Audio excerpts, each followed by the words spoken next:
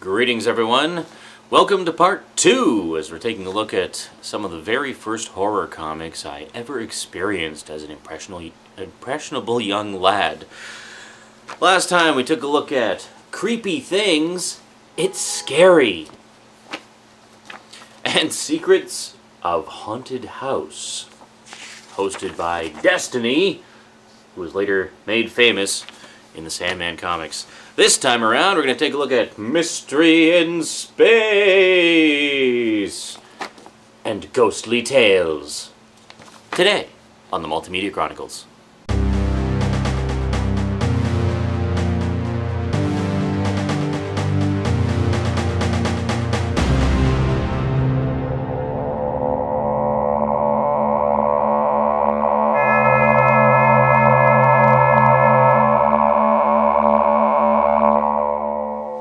Welcome back. Okay, so, in the infinite darkness, they are waiting. Mystery in Space! Alright, another classic horror, well in this case sci-fi horror, from DC Comics. This would probably be my introduction to sci-fi horror as well. You know, of course, having been a kid who was primarily familiar with Star Wars and the like for sci-fi, this showed me that, hey, sci-fi can be scary too. Pretty cool stuff. I actually discovered years after the fact that Mystery in Space had been going some years earlier. This is issue, where is it, 111.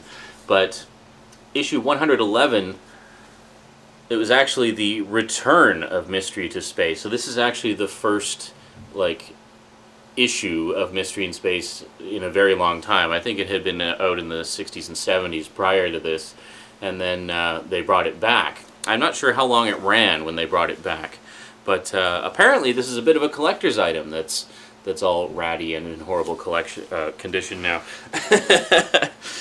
But yeah, great stuff. Great stuff.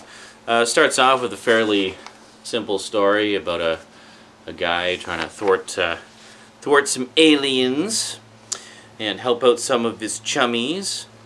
He's actually trying to send a transmission to people and ends up getting garroted, but very chilling stuff, very chilling stuff.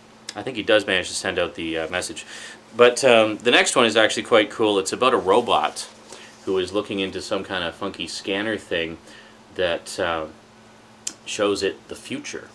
And the robot kind of reminds me of Johnny Five, actually, from Short Circuit. We'll see if we can get a better look at him here. Well, I'll show you in a minute. So basically, he looks into the future and sees these cavemen, and he just sees fragments of it. He doesn't see the whole sequence of events. So it looks like the caveman is beating the tar out of him, and then he's lying dead afterwards. And he's like, oh my god, that's horrible! So he goes back in time to try to prevent that from happening. So he goes back in time, and, sorry, the pages are a little out of alignment here. Or no, sorry, actually he attempts to destroy the time machine so he can prevent it from happening, but ends up accidentally activating it and being sent back. And because it was destroyed, he can't get out of the past. So he immediately meets up with this caveman family, and tries to make friends with them, and he does, actually. They actually like him a lot, and they sort of invite him into their group, so there's nothing really to be concerned about, and he's kind of confused, like, well, I thought I was going to be killed by these people. But what ends up happening is actually a giant bat creature comes along and tries to take their baby, and the images that the robot saw of the caveman beating something to death was actually of him beating the bat creature, and not him. The robot's trying to save him, but fails, and the bat creature escapes with their child. And he's not actually dead, he's actually depressed because he failed to save the child and holds himself responsible. And yeah, so eventually he does hook up with another family and lives happily ever after. So again, a kind of, you know, tragic story, but with a somewhat happy ending. This one's quite funny, Sure Things. Basically a little story about the last man on Earth just waiting for death to claim him. He's all depressed, and suddenly the phone rings, and it's actually the IRS calling. So he's the last man on Earth. The phone rings. He's like, "Yes, there's someone else alive!" And it's actually the IRS calling. But it's the IRS's like automated phone service. It's not even a person calling. It's a computer calling to tell him there's a discrepancy with his tax return, and that's it. Now this was my favorite one. This is why I kind of blew through the other ones real quick. The Singling, which is actually a story where aliens have invaded and conquered Earth, and the whole thing is told in pictures. There's actually no words in the whole thing, and it just sort of shows aliens surveying their domain and beaming down, and there's like a commander that comes along, and then there's this guy with a sniper rifle trying to take out the commander, but then he gets shot, and it's just this really cool kind of ominous story. Or I guess he gets captured and then presented to the commander, and then they kill him and they take off. And then fast forwards to a little later, the ship returns to some broken down house, and one of the aliens that we saw previously beams down and reveals himself to actually be a human in disguise. So he's disguised and working amongst the aliens, and he goes into the house, and we quickly realize this used to be his house, and he was actually the guy who initiated contact with the aliens as a gesture of friendship, and he's looking at a reward that was given to him for bridging the cosmos and, you know, initiating first contact. And it's basically him in tears, overwhelmed with guilt that he essentially brought about the destruction of Earth by opening communication with these aliens. So yeah, that's a pretty good one, and it's all told in pictures, which is very cool. I remember there was an old G.I. Joe comic. Actually, I think there was a couple of G.I. Joe comics, the old 80s one, that were done that way. There was a Snake Eyes story done like that. And then we have another, there seems to be a lot of time travel in this issue. There's another one where a guy wants to go back in time and discover a little bit more information about the origin of fairy tales, and almost ends up preventing fairy tales from being invented. And then, you know, it sort of just keeps messing things up. And then as it progresses, he ends up meeting up with, who is it here? He ends up meeting up with Arthur Pendragon.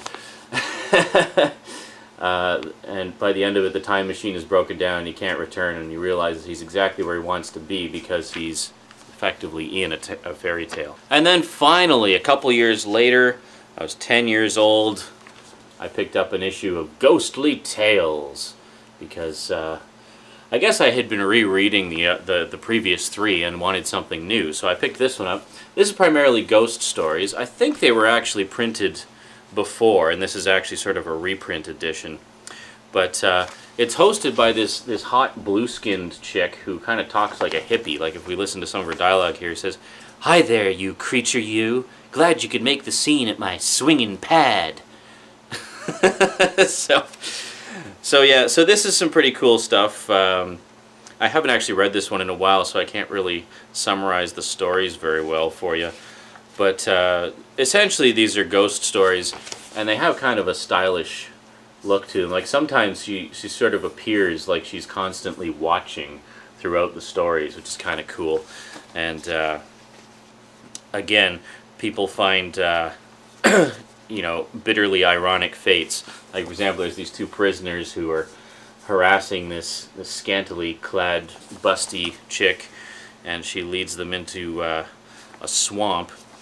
And it turns out, where is it here? They go into the swamp and they lose their lantern, and it turns out she's actually the wife of a guy that they murdered, and is one of the reasons they went to prison. So she gets her ultimate revenge against them. It's quite cool. Lots of tales of revenge here. And then there's this one, The Bride Who Wants Everything, which basically this total spoiled rich bitch kind of character is just harassing her poor husband to death to buy her more and more expensive things. She sends him on this quest to get this hard-to-find emerald, and it turns out this woman is actually, we take a little trip back in time with blue-skinned chick, find out that she's actually descended from some like Egyptian empress. And then, so the guy finds the emerald, brings it back to her, and forces her to wear it. And when she wears it, her former self, kind of, her descendant's personality awakens within her, and she becomes a good wife from that point forward and basically treats him like a human being. So some pretty weird stuff, and I gotta say, I absolutely love comics like this. So you got ghostly tales, mystery in space, secrets of the haunted house, and creepy things. So this is something that I'll probably buy more of in the future. I know there's a lot of collector's editions out there of some of the others, like House of Secrets and House of Mystery, stuff like that. Anyway, that's my little trip down memory lane into the world of anthology horror for you. Hope you enjoyed it. We'll see you next week for more horror comics on the Multimedia Chronicles as the Halloween Festival of Horror continues. Until then, thanks for watching, and sayonara.